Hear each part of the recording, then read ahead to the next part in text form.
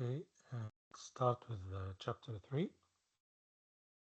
After presenting in chapter 2 the classical encryption scheme based on letters, and we also defined some kind of substitution and permutation. Let's see now the modern cipher, which is the block cipher and stream cipher, and we will see also the well-known data encryption standard. Okay, so to start, we will start by the definition of block cipher and stream cipher, and I will briefly explain the stream cipher concept and also the well-known RC4 algorithm. Then we go to the block cipher design principle, and we see the substitution permutation concept, what are the confusion and the diffusion principle, and the well-known feature cipher structure. After presenting that, we will see how the data encryption standard take this into consideration, and we will see the different attack that against data encryption standard, and we will see the different operation mode of the block cipher. So after presenting the classical encryption scheme in the previous chapter, we will see now the modern cipher, which typically is a block cipher and is the most widely used type of cryptographic algorithm in order to provide secrecy, to provide encryption, and they are used in a lot of authentication services. Even if the data encryption standard is not used now, we have a more advanced and robust algorithm because the concept is very good and it was used during a good period in the past. So we focus on this in order to understand how the advanced encryption standard that's used currently is developed.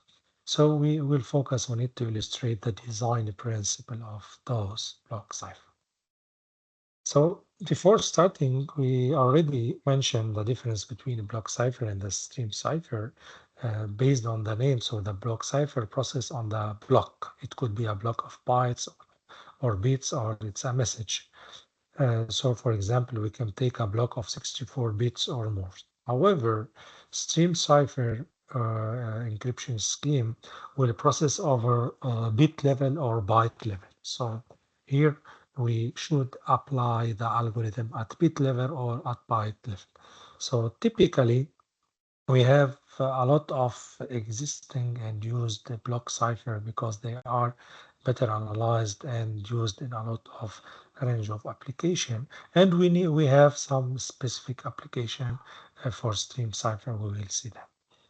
So let's start with the stream cipher.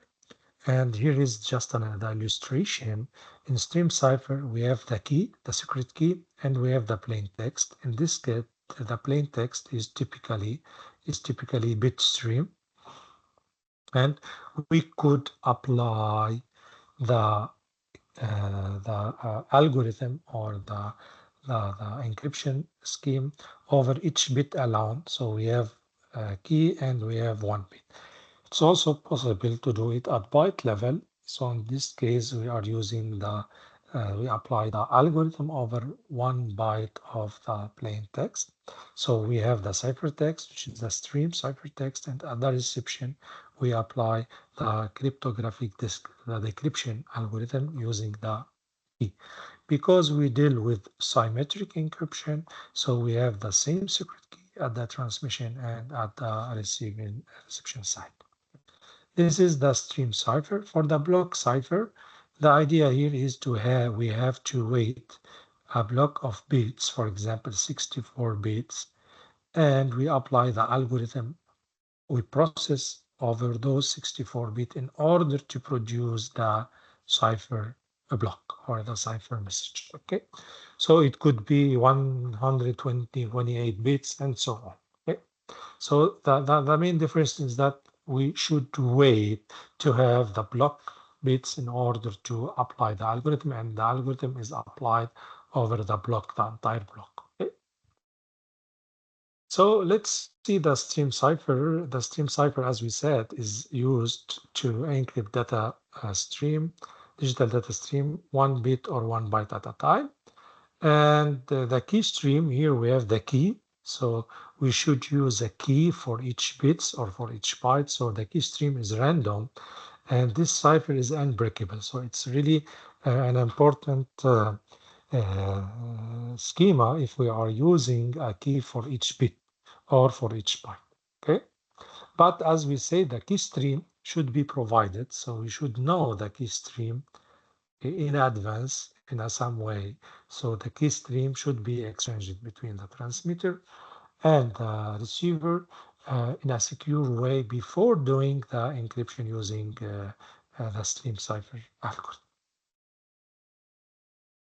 So the design, when we design, as we said, the encryption scheme should have a large period, because if we want to generate a pseudo random numbers, we should have a large period in order to avoid that the value will repeat. Okay, so this is one of the design requirement in order to avoid that determine that numbers, the pseudo-random numbers will repeat. Okay, if we have a long period, it will be more difficult to have this occurrence. Also, the key stream should be approximate the property of a through random numbers. Okay, it's pseudo-random, but typically it should be like a random number to avoid any, let's say, um, uh, possibility to be null. Okay, so all the possible keys or the possible bytes should appear approximately equally often. So we should have a uniform distribution. And the key length should be at least 126 bits. It's recommended. And also is that in stream cipher it's faster because we apply on 1 byte or on 1 bit, so it's more faster. Okay, when the key is ready. Okay. So we consider that when we are doing a stream cipher, we already know the key stream. It's already exchanged between the transmitter and the receiver. So now the most important point is to know how we can generate a key stream, for example, and what's a pseudo-random number generator or pseudo-random functions. So we have two forms, as we said, to have random numbers. It could be done by a pseudo-random number generation or by pseudo-random function. And the idea here is that it takes a fixed value that we call it seed, and we have a deterministic algorithm. And based on this seed and the deterministic algorithm, we are able to produce a sequence of output bits. Those output bits are like random numbers. Okay, so the output bit stream is fine and is depend on the input values. So an adversary who know the algorithm and the seed can reproduce the entire bit stream. So that's why if we want to have a bit stream at the transmitter and at the receiver, and we want to have this key stream, just the transmitter and the receiver should agree on the seed they want to use to start and the algorithm, the same algorithm, and after that they are able to produce the same sequence of keys. Okay, but however, the attacker or the adversary should not know the seed. It's possible that the adversary could guess what's the used algorithm, but without the seed, it's not possible to know the sequence of produced random number. Okay, so that's why it's very important here to secure the exchange of the seed. Okay? So here we have the classical random bit stream where you have the source of randomness and you convert it to binary. It's possible, but because we are in a computer-based system, so typically we have a pseudo-random bit stream. Here we have a seed and a deterministic algorithm, and we can produce this. And it's possible also to use a context-specific value, and you have the deterministic algorithm with the seed, and we can reproduce the pseudo-random value. Maybe I will give you a small exercise to let you know what could be a simple example of the pseudo-random number generic. Okay, the requirement are, as we said, the basic requirement is that for a cryptographic application, an adversary who do not know the seed should not be able to determine the pseudo-random numbers or the pseudo-random sequence that we are produced. And the requirement also that it should be random and it's not possible to predict them. And here the characteristic of the seed should be in a way that it's not easy also to guess it or to check it. One example of stream cipher, the well-known algorithm of stream cipher is the RC4. In fact, RC4 stands for reversed. It's a well-known Ron Reversed. It designed this algorithm in 1987, and it was used for RSA security. We will see the asymmetric RSA algorithm, and it's variable key size stream. It's oriented at it works at byte level, and it's used on random permutation. So it's possible to make a lot of permutation. We will see briefly how it's working. And you know that RC4 it's used in HTTPS. Okay, when we all have HTTPS or what we call SSL, TLS, we will see them also in the future chapters. So RC4 is used and it's used in secure socket layer and the transport layer, and it's also used in some WPA, for example, for Wi-Fi security. And how it's work typically. We have different phase. We have different phase. The first phase is the initialization. Okay. And here we are producing a variable key size. So typically, when we produce a variable key size, it could be from 1 to uh, to 256 bytes. That's why it's possible to have a variable size of those key. And the idea here that we should start by make an initial state, okay, of the uh, uh, S, and T is a temporary used array. And the idea here is that we start by putting the value from 0 to 20, 255 into the array.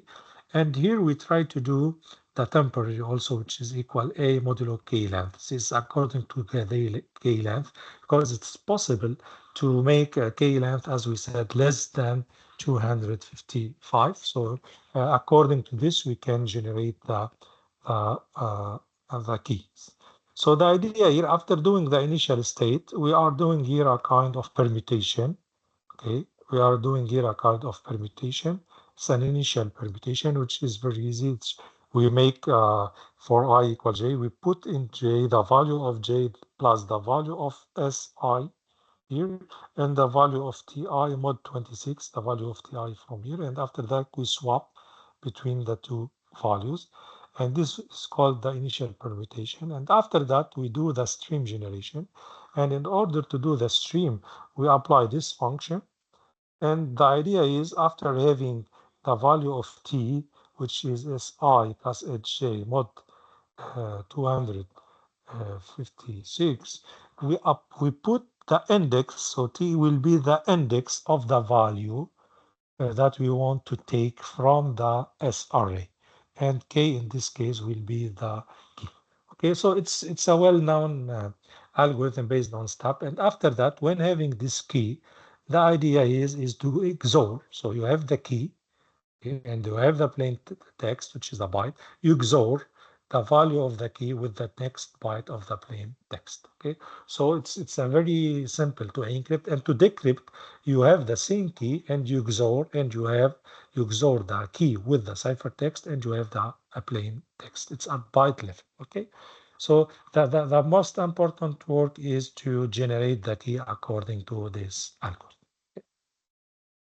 So the advantage of RCP is that we have different paper that try to make attack against RC4. Okay, in fact, they didn't prove that it's possible to do it with the long key. So if we have reasonable long keys, so it's not possible to make the attack. So the paper published them with a small size key. Okay, there is a different, let's say, a different presentation or paper that mentioned about the web protocol that provide confidentiality. It was a previous problem because the idea here is that we are able to break this web, but now with WPA, it's not possible to break. We have a robust system. Okay, so that's why with PEP we try to change the key. Okay, and the uh, uh, different paper mentioned that the problem was not RC4. The problem is not coming from RC4, but it's coming from the way that we should change the web key at a small time. But this is a problem already resolved because we are working now with WPA. Okay. So this was a brief description of the stream cipher. And let's start with the block cipher. So now with the block cipher, as we said, the encryption will be done at the block level. It could be a block of 64 bits or more. If we have, for example, text or any other kind of information, we can convert them into binary and then work on the 64 bits or 128 bits or more according to the algorithm. So typically, it's a symmetric block cipher, which means that we are using the same secret key at the transmitter and the receivers. And in this case, we will apply a different kind of substitution and permutation, and this is what we call Fetchel cipher structure. And here is the idea, because the ideal block cipher is that we have a block and we will do a lot of operation, and after that we have the ciphertext. Okay, so this is an ideal block cipher in order to produce the same size of the plain text. So the ciphertext will be with the same size of the plain text and with a robust and efficient encryption. So let's start with this cloud channel idea with substitution and permutation. So we say here that we substitute and we could make a permutation. If you remember, substitution is to replace. We did substitution in Cesar, for example, for letters, and permutation, we do a lot of operation to make a permutation. And the objective here, based on Claude Shannon, is to do substitution and permutation in order to provide what we call confusion and diffusion. Okay, so here the objective is to make a kind of uh, diffusion and confusion.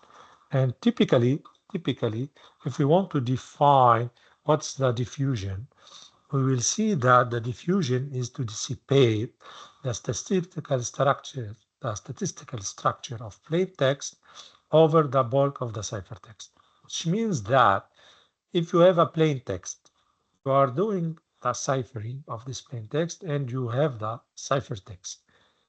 If you have a good diffusion, which means that the statistical structure of the plain text is dissipated into the ciphertext.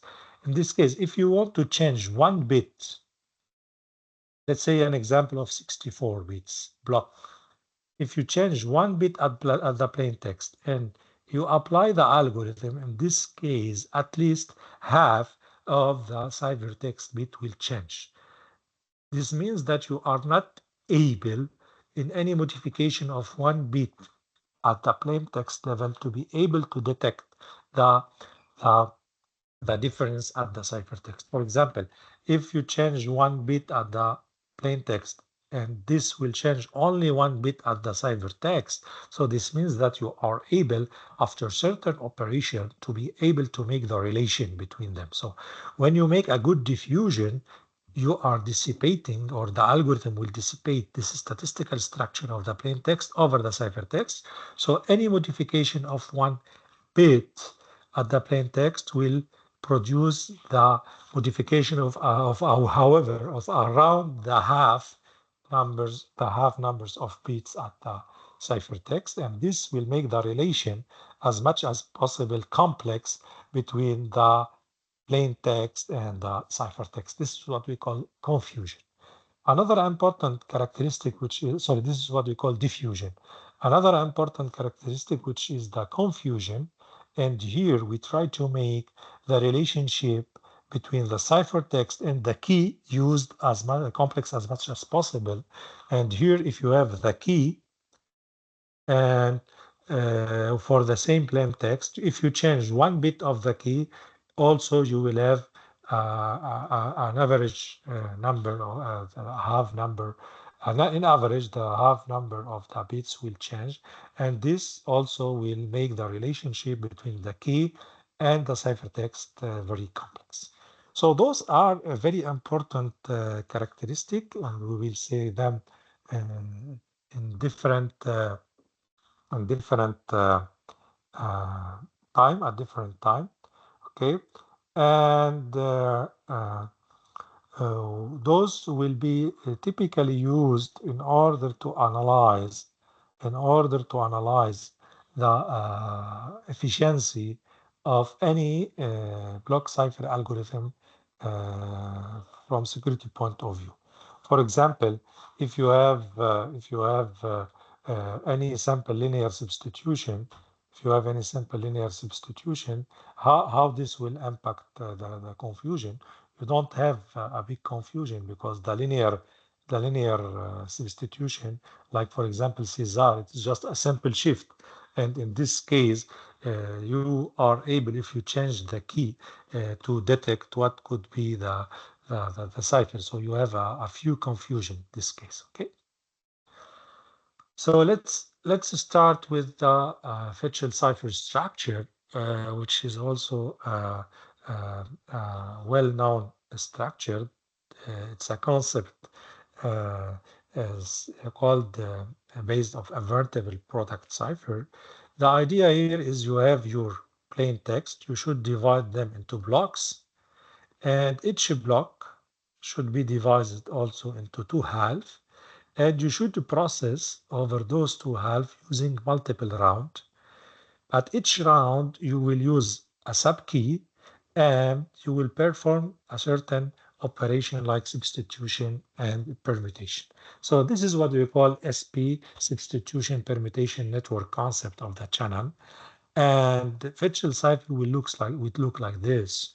The idea here is that we have the plain text, and we should divide it into left part and the right part, and we have different subkey.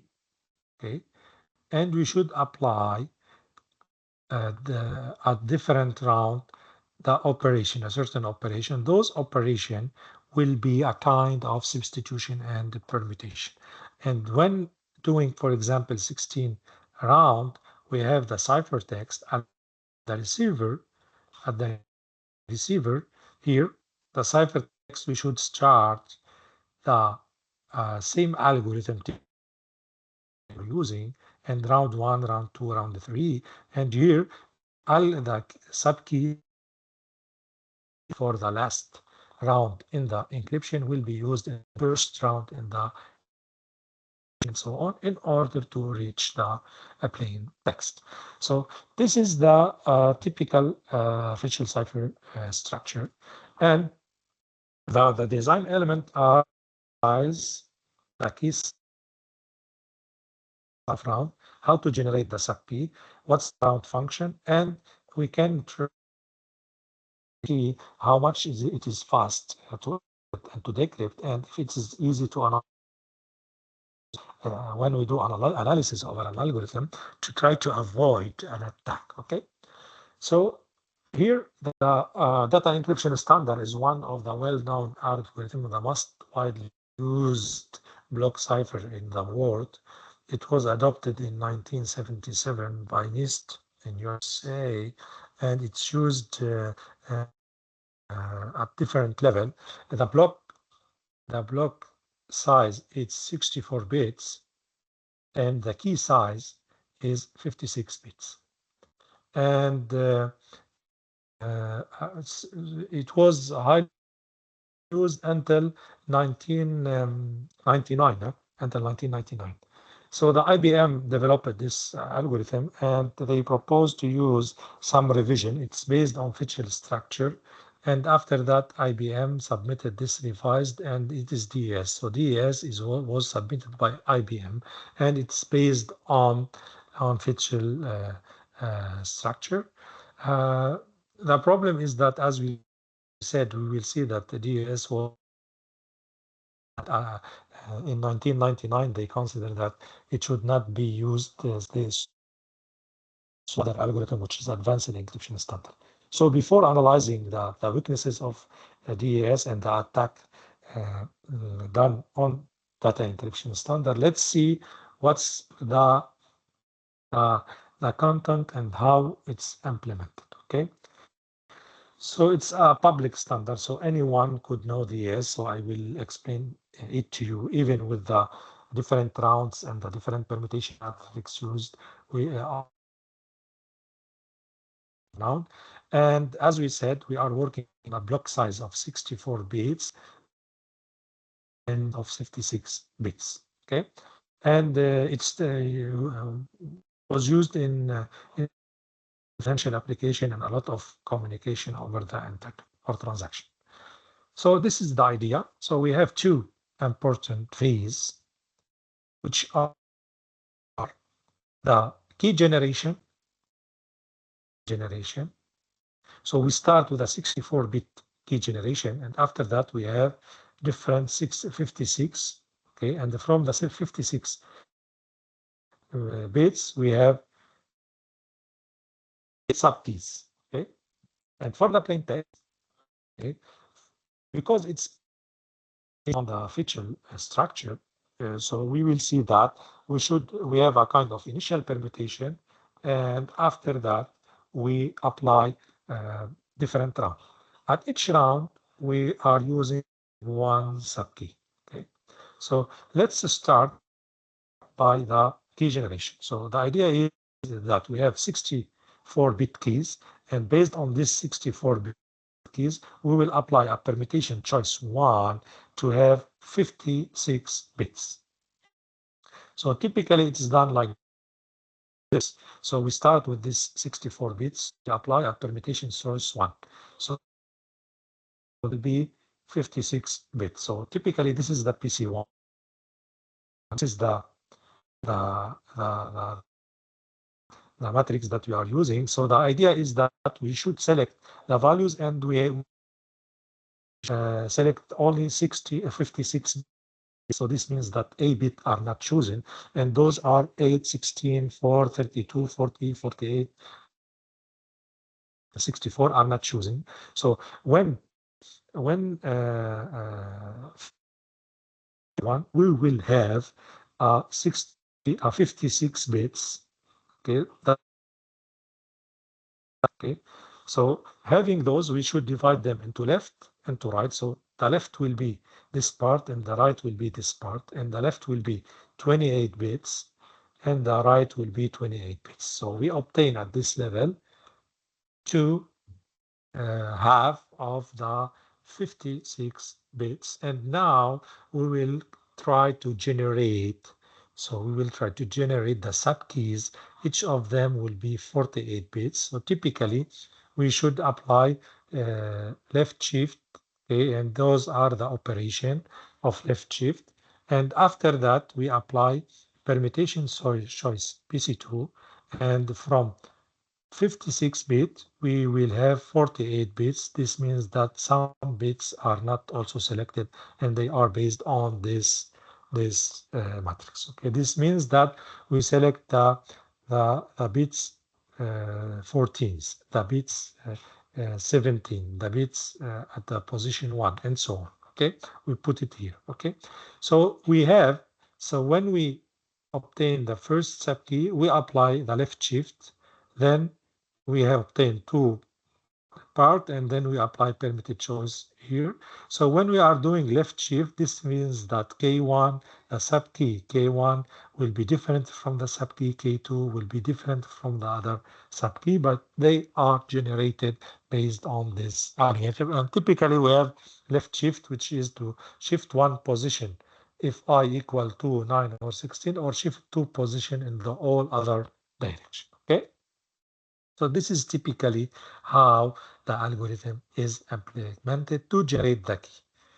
Now, having the keys K1, K2 up to K16, which are the subkeys of 48 bits, we can run the DAS algorithm over the 64-bit plain text in order to obtain 64 bits ciphertext.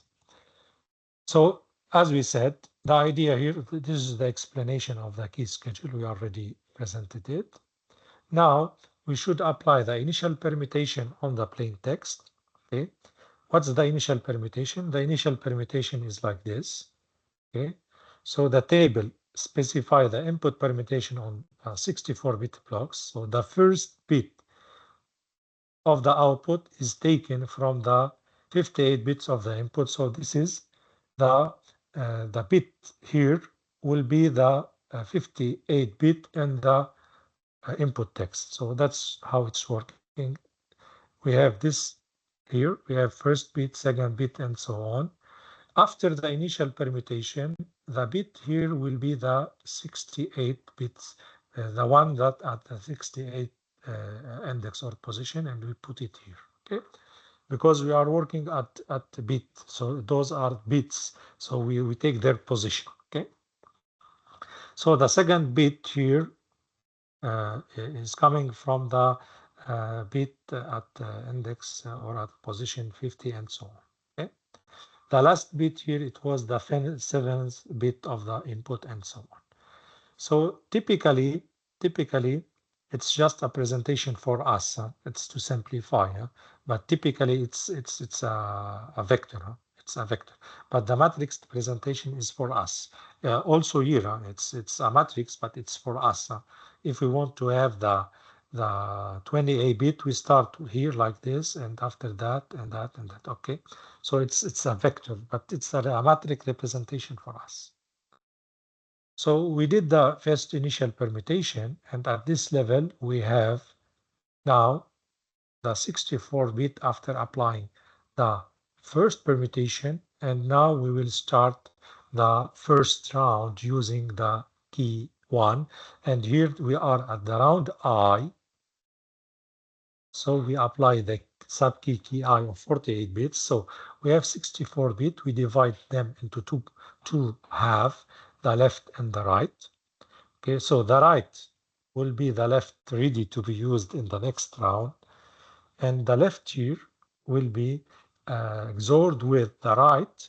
We should apply a certain function f to have a 32 bits. We XOR them and we obtain the right half of the block in order to be used for the next round. So what's this function f? Okay, this function f will take 32 bits from the right block and the key of 48 bits, and then how it works. So as you say, f takes 32 bits r half and 48 bits subkey, should expand r to 48 bits using the permutation. So we have 32 bits, but after doing 48 bits, and then we add to subkey XOR. We XOR them to the subkey. So we XOR the result of 48 bits with the 48 bits of the key. Then we have to use, because we have now 48 bits, we have to pass them through 8 SBOX in order to get the 32-bit result. And after that, we apply another permutation. So this is the class, typically what's applied at this level, and let's see them together. said that we start with the right block size of 32-bit. We apply permutation E in order have to have bits are reproduced. Let's see together. For example, here some bits could be used to. Here it's the first bit, and also it is the first bit, and we should have several one that appear more than one. Okay, let's see, for example, 5 and 5. Okay, so after doing this, we have from 32 to 48, we have 16 bits that are appear twice. Okay, because we did an expansion. So after that, we XOR this with the secret key, and we have 48 bits. Now, because 8 bits, we should pass them through an 8S box in order to have 32 bits. So this means that the output here, which should be 4 bits. How it works? The 48 bits are divided into 8 part. Each part is of 6 bits. So we take those 6 bits and the first and the last bit in order to determine the row of matrix, and we take the fourth bit here in order to determine the column of the matrix, and having this extract the value from this S box. So we have 8 S box. Let's see the example of S1. This is an example. Let's say that the block S1, let's say that the example is 10111. So we have 1 1, which is row 3, and we have 0 1 1 1 here, and it's column 7. So 3 column 7. So the output is 7, which is 0 1 1 1 0 1 1 1. So we apply this over all blocks, but we have different S blocks, and after that the result will be 30 bits, and we do another fixed permutation and we obtain the 32 bits, which is the half block that will be used for the next round.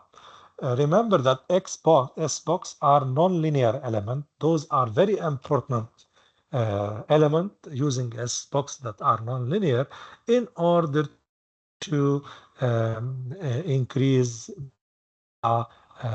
if we increase the confusion. Okay, because of the non-linearity, they are efficient in the confusion and also for the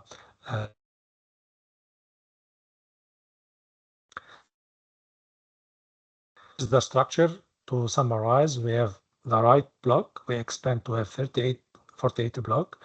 They are absorbed with the subkeys, and after that we have here 48, and we should make a kind of compression or a kind of S box in order to have 32 bits, and then a permutation we have the 32 bits.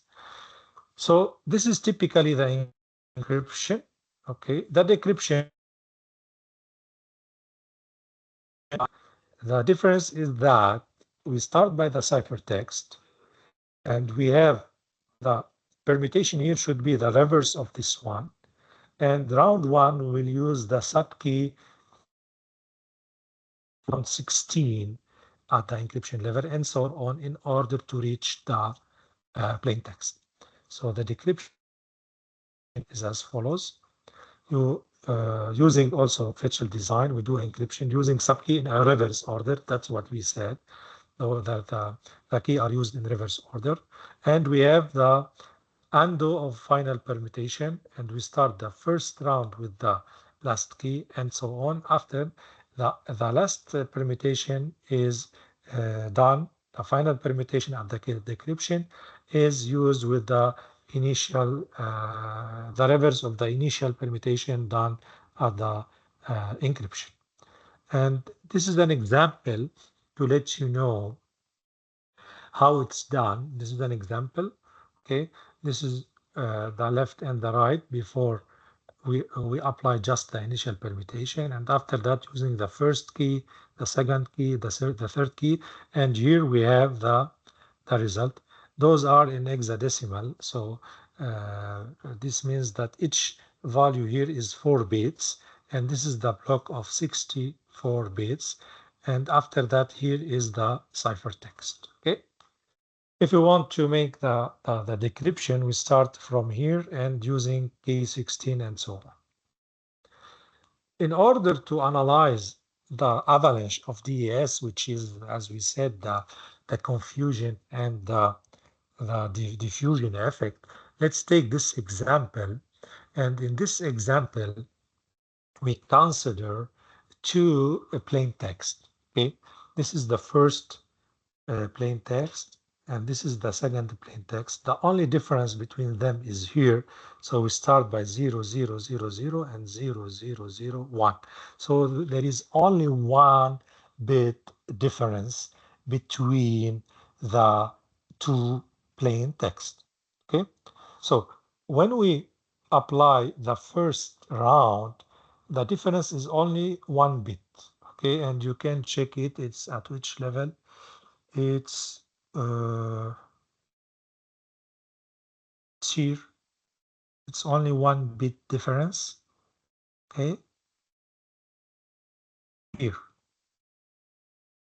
Okay, so it's 2 0 0 1 0 0 0 1 1. Okay, so you have only 1 bit difference. Okay, so after doing the second round, we have 5 bit difference. After doing the third round, we have 18 bit difference. So now when we reach the around 16, we have around 32-bit difference, which is the half number of the bits, and this will produce a good diffusion. Okay, if you remember that if we change 1 bit in the plain text, this will have a very as we have the half of the cipher modified. This means this is so the DOS will provide a good diffusion. And we should also, we can also, if you want, check this also.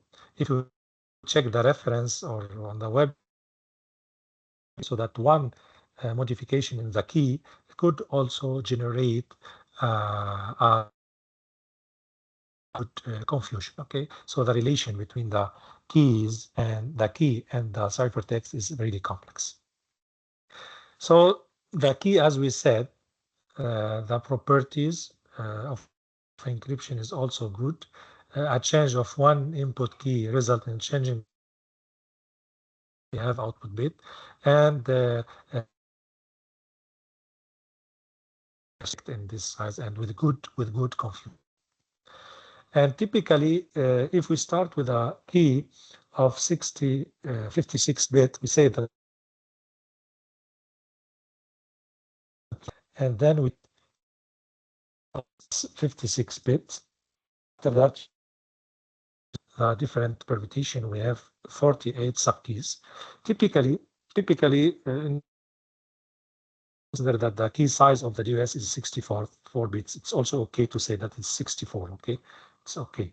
But generally, if we have 56 bits, so this is the number of bits. Using brute force, it was very difficult to. When proposing DS, it was very difficult to break this key. But now, let's say in 1997, they did this in several months. In 1999, they did this in 20. In our case, in our days, it's very this key. So first time they consider that find a more robust algorithm. And one proposal that is to use, for example, to increase the size of the key, to increase the size of the key. This was one of the proposed solutions. And the other solution was to move to another algorithm, which is advanced encryption. They started working on it because, as we know, in encryption and in security, always consider that if any algorithm is robust now, maybe in future we have more processing and it's possible to break it. So that's why they try working to produce more and more robust and more secure algorithm. So this regarding the brute force, is regarding the brute force attack. Now, if you want to analyze DOS, so data encryption standard, we could analyze it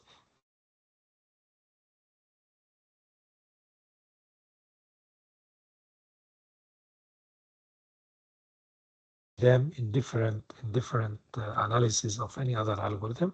We could have analytical attack, we could have timing attack, we could have linear cryptanalysis, we could have differential attack or differential cryptanalysis, linear attack or linear cryptanalysis, timing attack or analytical attack, and each of them will focus on a specific target. Let's take, for example, the analytical or the timing.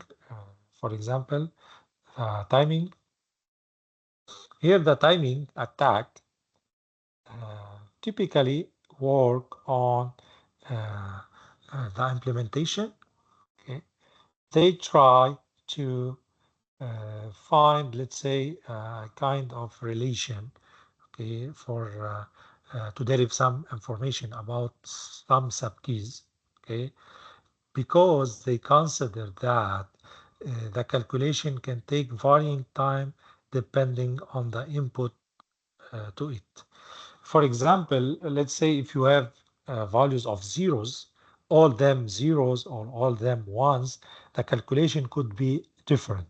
So that's why they try to make an exploitation of the fact that any algorithm will have different execution time depending on the input data. Okay, for example, as we said, if you are using a particular key bits, for example, a lot of zeros of only one bit equal to one, and after that you try to change a small bit, maybe based on timing attack, it is possible it's possible to try to detect or to know some information how to break this, okay, when you process over them. Okay, this will be, for example, used in order to try to deduce information about the key, for example, because if if you are able to estimate the execution time when you are changing different key, maybe in a classical system, if you are intercepting this during the execution, you can try to guess what's the key used by a client or something like this. The differential cryptanalysis is another type of cryptanalysis, and they work on what we call, if you remember, the chosen plain text attack, because they try to take a pair of cipher and to the pair of plain and cipher text, and to try to find the relation between them in order to break the system. Okay, so the attacker will choose two plain text that differ by only one bit, for example, and using the same key, and try to compare the difference, how this difference in the plain text will affect the ciphertext, and try to identify what we call a certain pattern or a certain information about the key. So this is how it's working, and it's a kind of statistical attack that's well known, and this is what they are doing. So they are doing, as I said, two input plain text with a small difference, and they try to find, after doing the encryption, how this could be useful in order to have the information about the key. Okay, this is uh, as we said, because we have the SBox, the SBox are robust, but some of the attacker try to do this differential cryptanalysis. So having some input difference, giving some output difference with a certain probability, If find instance of some higher probability input output difference pre-occurring, this can infer sub-key that was used in the round. Then must iterate the process over many rounds with decreasing probability in order to find the key. This is the differential attack. Let's see what's the linear attack. Linear attack is also another statistical attack method. They try to find the relation between the cipher, sorry, the plain and the cipher text. They try to find a kind of linear approximation. Okay, and they find that in theory it's possible to do it, but in the practice it's still invisible. Okay, and they try to do like this. Let's say that we should find a kind of a linear approximation with a certain probability different from the half, and they try to give a linear equation for the key bits. And if you have one key bit using the maximum likelihood algorithm, so they try to use a large number of trial, and they find that it's possible to find it. Really, it's just an idea, an approach to use it, but in practice it's not is done brute force. It's possible to be done, because in brute force you have, with powerful computation machine, you are able to do it in our days. And the DOS criteria, as we said, the advantage is that we have 7 criteria for the SBox to provide nonlinearity, resistance to differential cryptanalysis, good confusion, and we have the permutation in order to increase the diffusion. So typically those are the block cipher design, and we say that we have different number of rounds. So in DOS it was 16. It's possible in other algorithms to be less or more according to the objective, and the function f that we are using should provide the confusion due to the non-linearity, as we said, and we have a good avalanche effect, so you have also a good diffusion. And the key scheduling is the key generation should be complex also in order to avoid the regeneration of the keys and to avoid key avalanche, because to have also a good confusion with the function and with the ciphertext. In addition to DDoS, now we finished working on the data encryption standard, and we will see in general in block cipher mode what are the different operation mode. So we could have different operation mode. For example, mode of operation is a technique for enhancing the effect of cryptographic algorithm or adapting the algorithm for an application. And here we have different mode, like 5 mode. Okay, and all of them are working with the symmetric block cipher. This means that we are using the same key at the transmitter and at the receiver.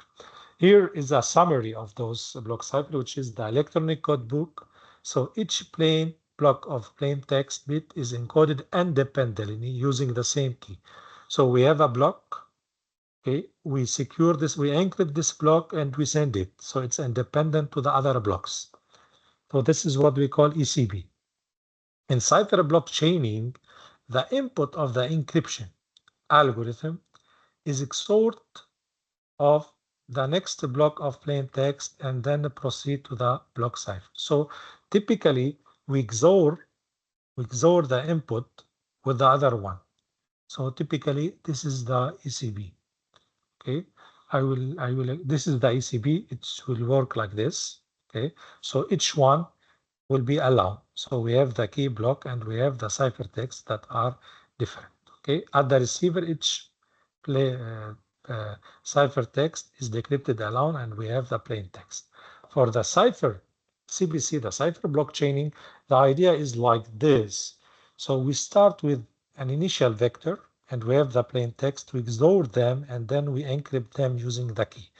The ciphertext obtained at the first block is XORed with the next plain text, and the result is encrypted, and so on. That's why it's chaining mode. Okay, so we have, in order to decrypt, so the first one will be decrypted using the initial vector, and after that the cipher also will be after decrypting this one will be XOR with the first cipher block, and we obtain the P2 and so on. So this is a simple way, okay? It's a simple way to satisfy the input of the encryption algorithm is XOR with the current plain text. Okay, this is an implementation. We could have another problem. So the weaknesses was in ECB. If the same B bits blocks of plain text appear more than once in the message, it's always produce the same ciphertext.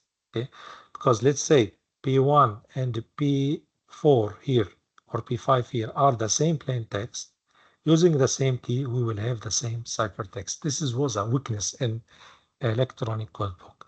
In cipher blockchaining, we will not have the same cipher block for any plain text block. Okay, so here also how to decrypt them, and if we want to have maximum security, we can use the initial vector in a secure way between the transmitter and the receiver. There is other possible the cipher feedback mode, output feedback mode, counter time mode.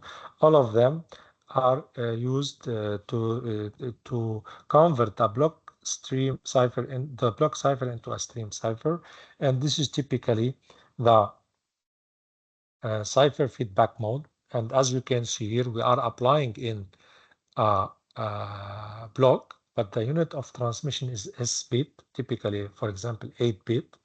It's like CBC, but we apply this on A-bit, and generally we have shift register, so you start with the initial vector, you encrypt, and here you have the block, and after that the cipher 1 will be used here, okay, like the output here, and so on. Okay, and it's seen really as a stream cipher, okay, but the stream here is of p bits, of 8 bits, okay, because we are applying 1 byte. Output feedback is similar to the feedback, but in the output of the decryption function is feedback to become the input of the encrypting the next block. Here the output here is used here. Okay, this is typically the difference. And the third one is the counter CTR mode. Okay, and in this case it's used because you have a counter that equal to the block plain text block size. Okay, the only requirement is that the counter value must be different for each plain text block, and typically you take this counter in a same way when incremented by 1. So you could increment this by 1.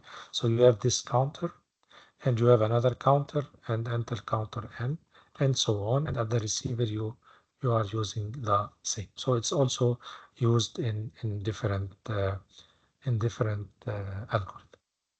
So the advantage of the CTR is that unlike the chaining mode, encryption can be done in parallel because you have the counter and it will work together.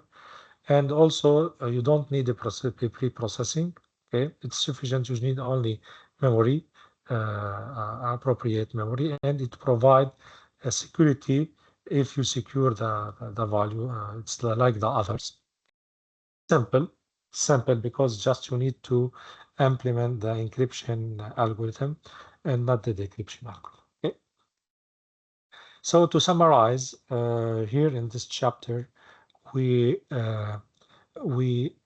considered the stream cipher and the block cipher, and also we presented the official cipher design structure and all details related to the DOS and some, let's say, attack and the mode of operation. If you need more details, you can check the reference of William Stalin book, or you can send me for any question we can discuss about them. There is a few one or two exercises regarding DOS. You should apply them. And next chapter will be about the advanced encryption standard. Okay, we will start by investigating how to increase the key size of DUS, the data encryption standard, which is 3DS. We will see how they propose this, and after that we will see the advanced encryption standard. And when finishing advanced encryption standard, we could move to asymmetric encryption. So I hope that it was clear for you, and let's move to see the exercises together in the next session.